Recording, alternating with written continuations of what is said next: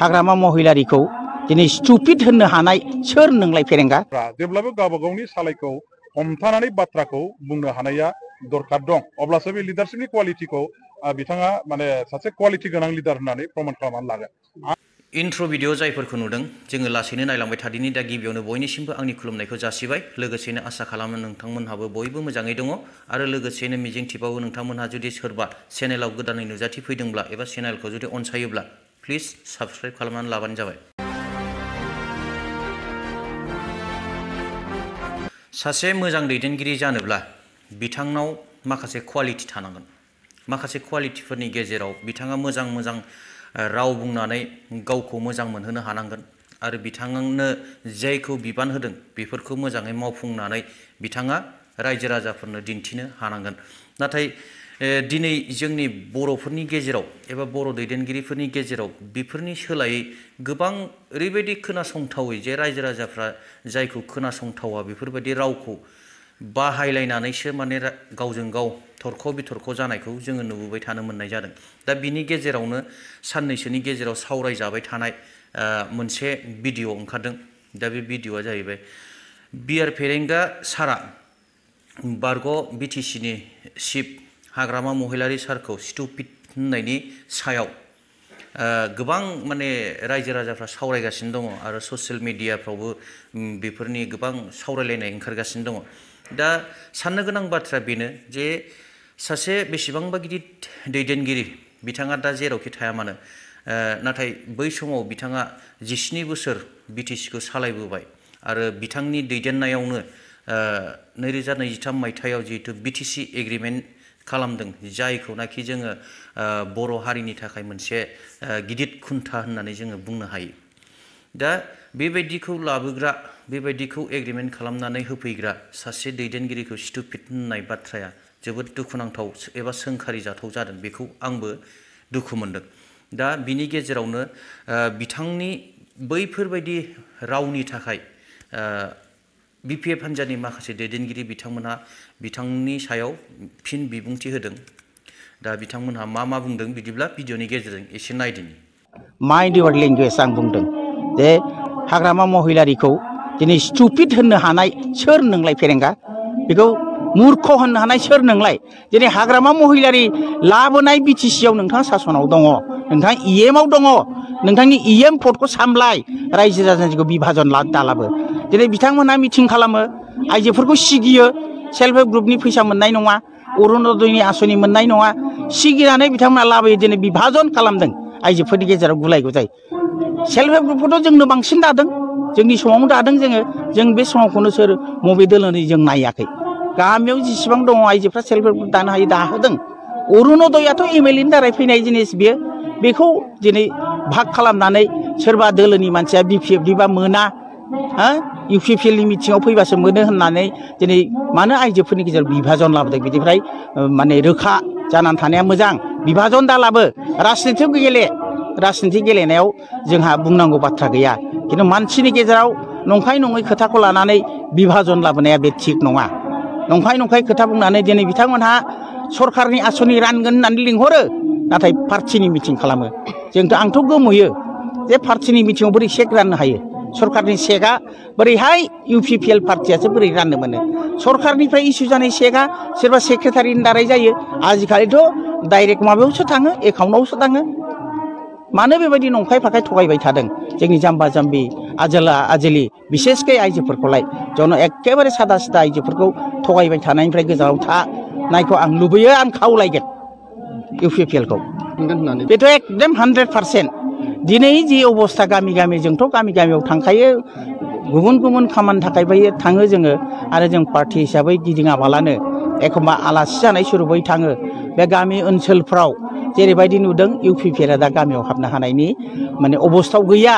जायनि थाखाय दिनै बिजेपियानो बाध्य जे इउपिपिएलआ दुरबल जाबाय दिनै दखान पहाराव टाउन सहरावबो दखान पहाराव सोंबा बिजनेसा मालै सोलिदों एकदम फ्लप गैया जाय गिदिर दखानदारफ्रा सिमेन्ट माने लहा थिं फानग्रा बिथांमोना समाव एखमबा 1-1.5 लाखनि बिजनेस जायोमोन दिनै 10-5 हाजारनि बिजनेस जाया बिथांमोनहा बुङो दिनै मैगं फानग्रा बिथांमोनहाबो बुङो जे आगोल जेरैबायदि बेबसाय जादोंमोन दा जाया मानो होनोबा आगोलाव हाग्रामा महिलारि सार गोनां समाव गोबां मानसिफ्रा अफिसनि खामानियाव फैयोमोन, हटेलाव थाङोमोन, बिजनेस जायोमोन, मैगं थाइगं बुरजा बायोमोन। दा बे अबस्था गैया। एखेबारे श्रमिक जायफोर खामानि मावग्रा, लामा सामा मावग्रा, खामानि गैया, बिसोरबो दिनै आन्दा हारायबाय। दा बेखौ नायनानै जे UPPLआ जे गैथारला, लाथिख' जानो थांगासिनो दं गावसोरसो, बेयो स्रा। आरो फारसेथिं बिथांमोनहा सब समाय बुङो जे जोङो नै साख्रि होनो थांगासिनो दङ, 4,000 जन साख्रि होनो थांगासिनो दङ, माबा बिथांखिनि फैसा राननो थांगासिनो दङ। थांगासिनो दं बिथांमोना, थाङाखै दाबो, मावाखै। खिन्थु हाग्रामा महिलारिया मावनानै खिन्थादों, बेखौ जों स्पस्ट'। आरो फंसे खोथा, बिथांमोना 17 बोसोरिया गावसोरनो माने माबा नङा, एडाल्ट नङा गावसोरनो।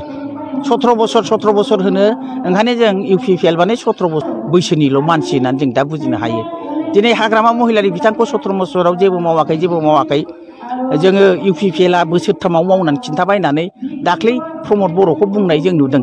आजिखालिथ' बहा मा बुंखोमायो, आरो बिथांमोनाथ' सब समय केमेरा लानानै बेरायखायो नालाय, ससियेल मिडियायाव जों नुबाय थायो।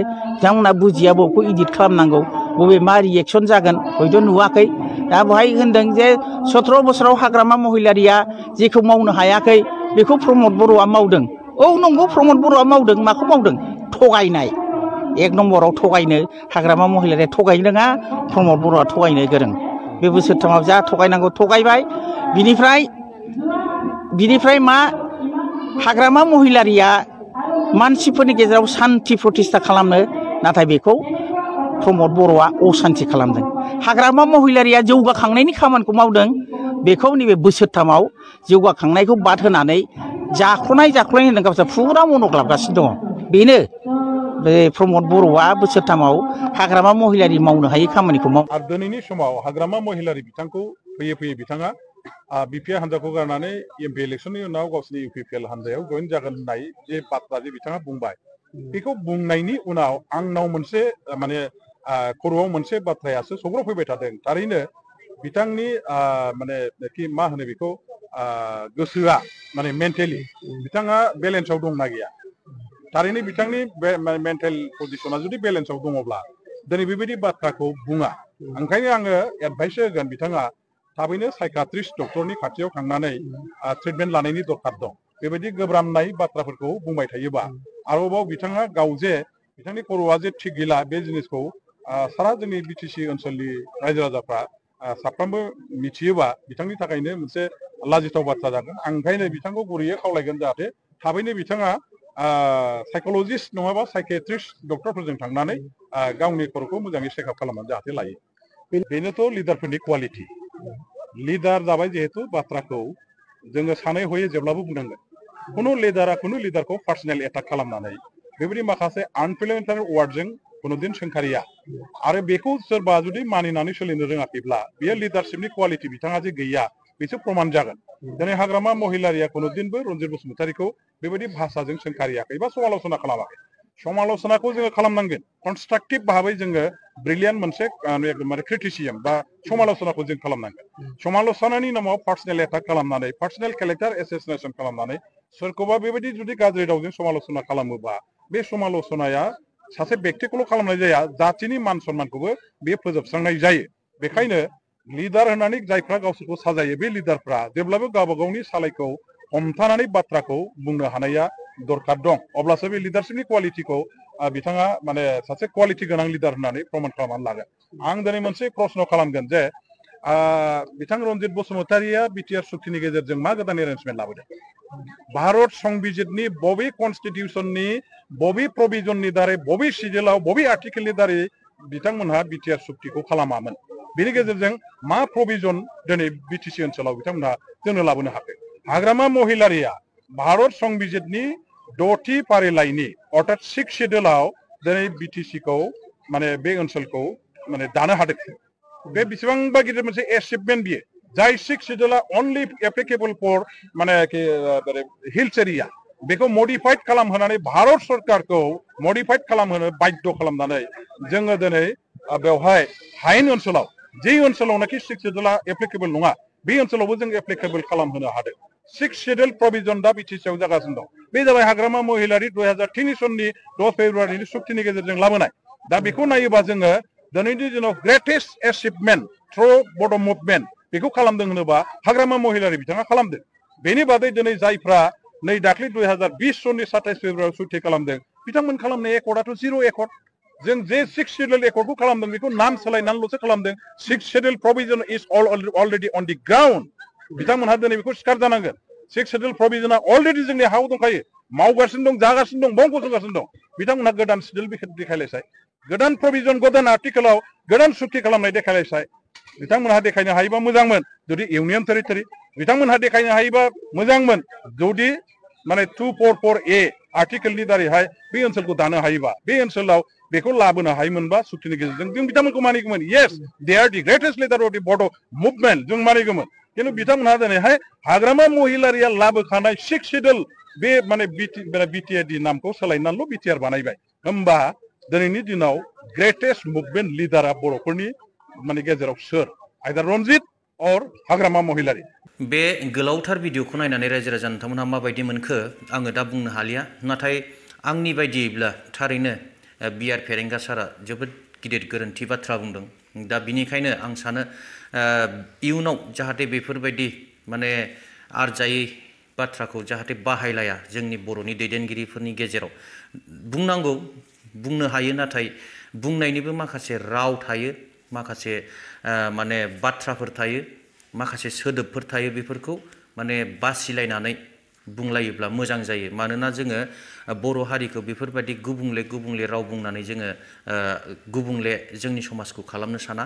बिनिखायनो गासैबो दैदेनगिरिफोरा जाहाथे बाथ्राफोरखौ बुंलायोब्लाबो माखासे रावफोरखौ माने एसे गोदै खोनासंजाथाव रावफोरजों बुङोब्ला मोजां जायो। दा बेखौनो आङो आसा खालामबाय जोंनि गासैबो दैदेनगिरिफोरनिसिम। दा दिनैनि भिडिअखौ आं गोलावथार खालामनाय जाबाय, बिनि थाखाय निमाहा बिबाय। दिनै एसेनोसै, उननि भिडिअआव फिन लोगो मोनबावगोन।